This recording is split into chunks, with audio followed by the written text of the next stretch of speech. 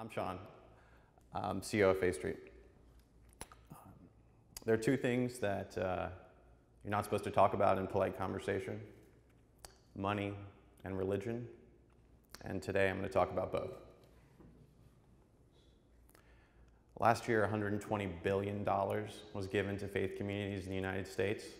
That's by far the largest vertical of charitable giving, bigger than education, healthcare, the arts, and the environment combined. But we actually think that number should be much, much bigger. What we've identified through our research into the givers on our platform is that there's a massive gap between what people give and what they would like to give. There's a huge gap between what people end up giving and what at the beginning of the year they say they'd like to give. And what we find is about 3% is the number that people end up giving, and they would like to give 6 to 10%. Next. So why is that? Why is there this massive gap? Our thesis is that inefficient and mediocre systems lead to mediocre results. So about 100 years ago, faith communities started raising money with this. So if you've ever been to church, you know that this is how we do charitable donations within faith communities. I'm going to pass this around. You can take a card. If you'd like to make an investor commitment, you can also put it in there. Just write it down and put it in there. So average giving during the Great Depression was about 3.3%. And in 2016, it was like, it's impossible to believe, but it was actually the same number. So it hasn't changed for 90 years. And we believe that's because we're still doing it this way. Some churches have adopted, next slide, something that looks like this. It's essentially a PayPal form. So this is where we've gotten in 100 years. We've gone from passing a metal plate around to putting a payment form on a website. And we're getting the same results as we had before. At Faith Street, we know that there's a better way. Click it again. So our motto at Faith Street is give differently. Can you turn it down a little bit? Sorry. With Faith Street, I can give seamlessly via text, website, or mobile in seconds. It's optimized for mobile. We say it's easy enough for somebody in their 80s, but elegant enough for somebody in their teens to want to use. We actually help givers set goals and then track those goals over time. And those goals can be based on different benchmarking data like their income or historical giving. We find that goals really accelerate generosity. And then we reinforce generosity through content. So content from the leaders of the churches, the givers, and from thought leaders within the different faith traditions to actually do what in the church we call spiritual formation, but in the fundraising world they call development. So it's a whole system that actually brings people from wherever they are to where they'd like to be in terms of their generosity. Next slide. So this system really works. So with mechanisms like passing a plate or PayPal, churches raise about 3% of a giver's annual income or receive about 3% of that annual income. And with Faith Street, our givers give 8.2%. So it's massive. The implications of this are huge. If we can scale this, it's like the market could be twice as big, 2.5 times as big. Next slide. Our top line growth reflects this. We are growing about 60% year over year. Next slide. We are doing something completely different than the rest of the competition in our space. It's a fragmented space. There's no dominant players, but there are quite a few other options. Next slide. This is really important. So we hear a lot, I think because sort of the intersection of faith and technology is not something that a lot of investors have thought about. They sort of say, this looks great. I could see how you can make it a really successful business, but is it niche? Is this really a big business? So I could do some 3 math problems and show that it is. There are 400,000 faith-oriented nonprofits. The cheapest thing that we sell is $50 a month. We think that can go all the way up to $500 a month. Our pricing model is SaaS plus transaction. The bottom up, the TAM here is huge. It's a huge opportunity. It's more than VC backable. Next slide. Got a lot of traction. We have about 400 customers. We processed, that number's a little bit old, about $13 million to date. We've got about 23,000 in the pipeline. Next slide.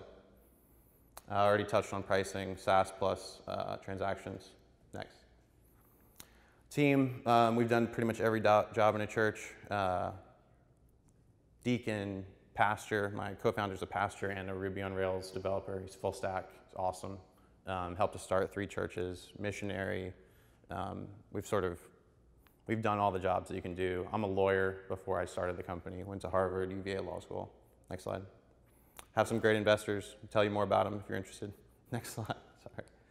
Sorry. What we're looking for is 1 or 2 investors to write $50,000 to $200,000 checks. We found that our cost of acquisition is about $500.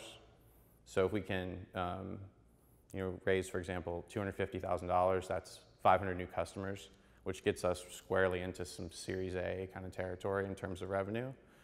And we're looking for investors who believe in this market, who kind of do vertical SaaS stuff, and really see this as a huge opportunity and are opportunistic. They're looking for a discount on a round that I think will be a significantly higher valuation at Series A. So I know I'm over time. Ask or Ask had a big ending, but that's just it. I'm going to stop. Thanks. Well, we'll head to the panelists then.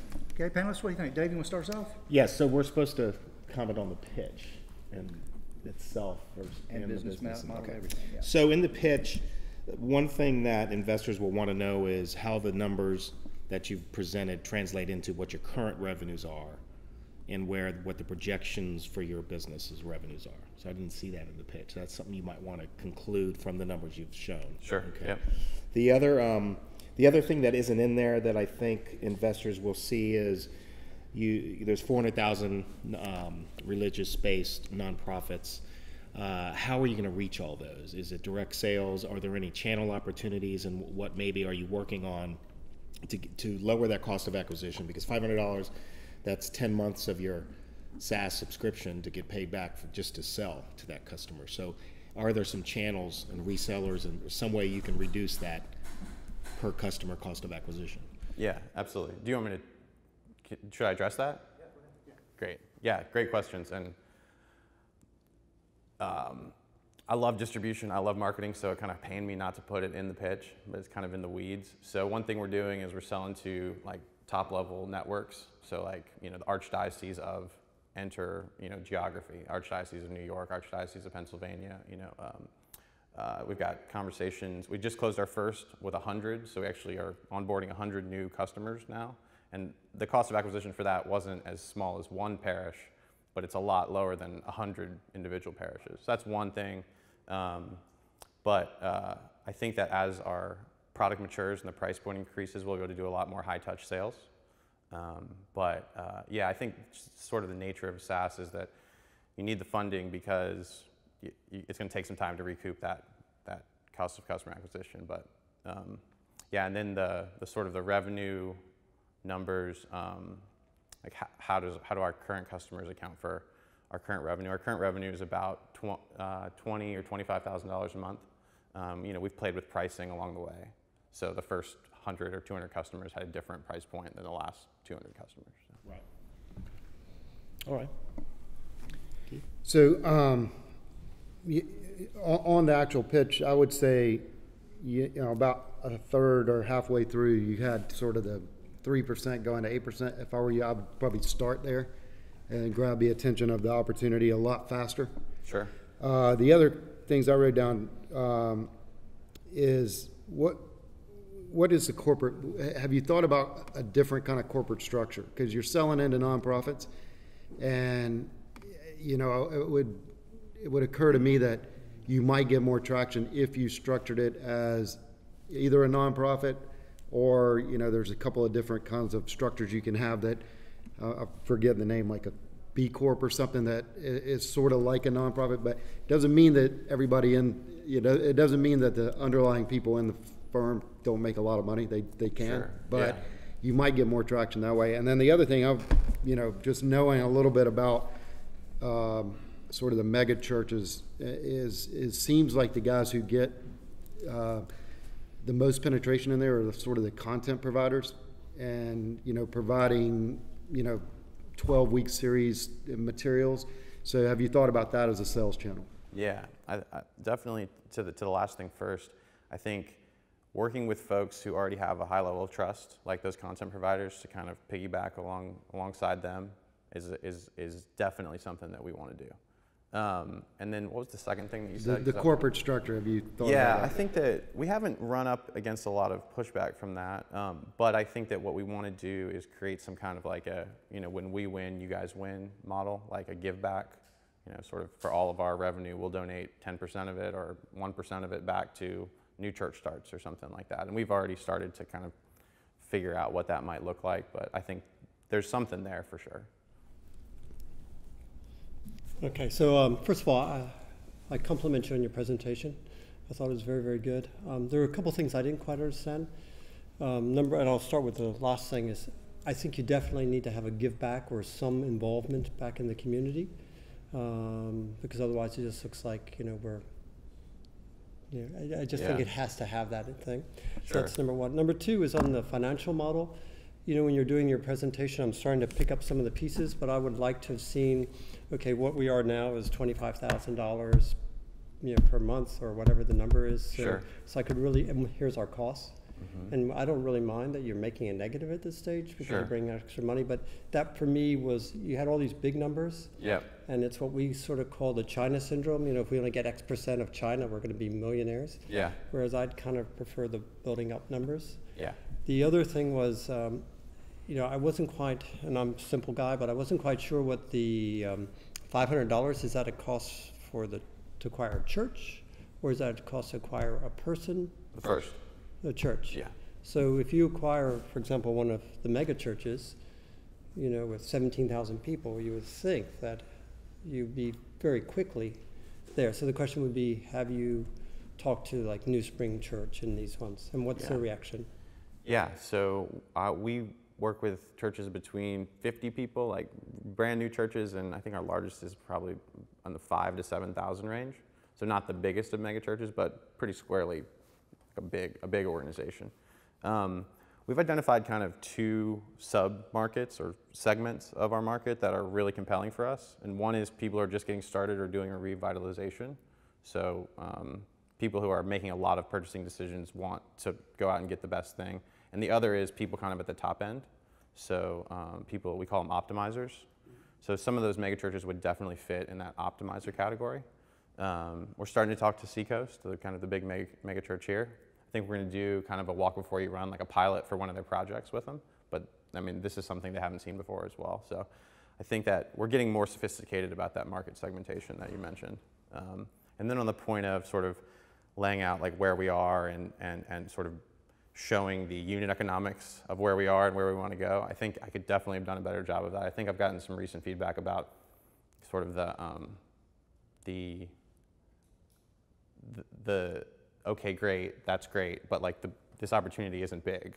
And so I kind of maybe erred on the other side of things, but I definitely think that's great feedback. Yeah, and the other one little tiny thing is if you were, it seems to me, maybe also a positive religious message in your text would also be helpful. Mm-hmm. Something like a little scripture. Yeah. After somebody's given $50 a month, that something is reinforcing. Mm-hmm. Yeah, that was, you might have missed that, but that's definitely part of it. But yeah, for sure. That's already there. And then another thing that I struggled with a little bit was, do you go at it sort of from the like, this is a business, this is a big business perspective, or there's a whole other story I can tell where like my mom was our church secretary, and like this is like very personally important to me. So sometimes I lead with that, but then the reaction is sort of like, oh, this is great, it's a passion project, like you're gonna be so great with your small team and like, have this little ministry, but it's like, that's not, it's both, so.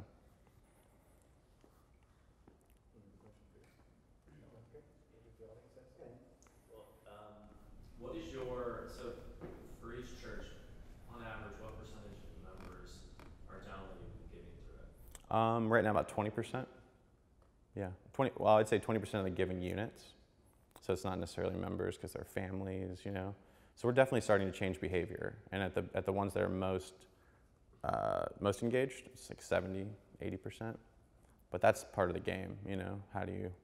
And what we're starting to do, it's a great question. What we're starting to do is have our tools help people who aren't even like doing that online transaction. Maybe they're just setting a goal online, or maybe they are giving offline, but the church is using our system to like push out their receipts, because we have a whole back office set up too for the organization.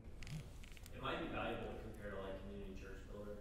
You know, Yep. like it's $14,000 setup fee, and it's like, Yeah. you know, a church with 1,000 people, they're paying $2,000 a month for Community Church Builder. And that's Yeah. something the church community doesn't like to talk about Yeah. because it's so expensive. But it's an over certain market, right? So you're starting to hit this market of we're giving you these tools Yeah. for a much lower cost. Yeah, that's a great. We actually directly integrate with that company and have switched a lot of folks over, because it's absurd. Yeah.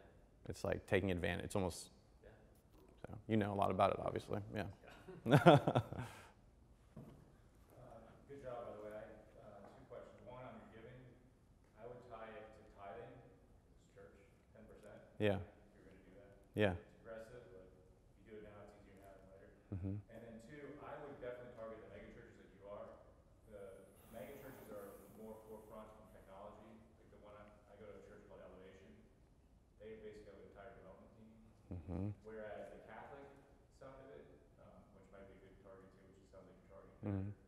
pretty antiquated. Yeah. At least in Charlotte they are. Definitely. Yeah, they present different challenges, but I think that's You're right. getting more, like I know the Pope now has got his own Instagram, like we're doing some work with the Pope. Yeah, definitely. Around, but so I think it's right, so I think you did a great job. Thanks, man. Appreciate it. All right. Sean Coughlin, ladies and gentlemen, Faith Street.